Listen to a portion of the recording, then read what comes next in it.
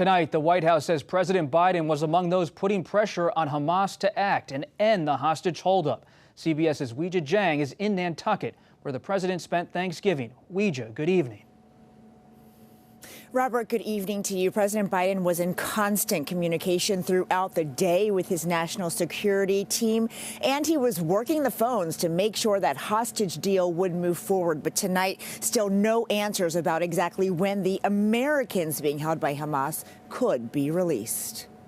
On Nantucket Island, President Biden expressed optimism that more hostages being held by Hamas would soon be released. Hopefully you'll say something soon. The president is playing what the White House calls a central role in the agreement. When Hamas halted it for several hours today, the president was on the phone with Qatari leaders to talk about how to resolve the holdup. They are negotiating directly with Hamas, which the U.S. does not do since it is a terrorist group.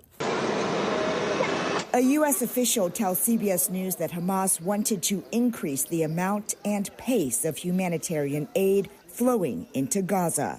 We put in place mechanisms to prevent Hamas from diverting these supplies, and we're continuing that effort to make sure aid gets to the people who need it. As other administration officials worked with Israel, Qatar, and Egypt to settle the dispute, National Security Advisor Jake Sullivan briefed the president multiple times.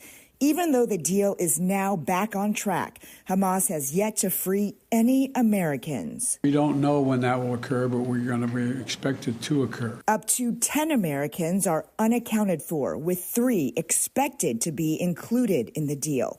2 women and 4-year-old Abigail Adon, whose parents were killed by Hamas. But it is unlikely that they will be part of the second wave of hostages released. President Biden will wrap up his Thanksgiving holiday here in Nantucket and head back to Washington tomorrow. And then on Tuesday, he plans to attend the funeral service for former First Lady Rosalynn Carter in Georgia. Robert? Weija Jiang, thank you.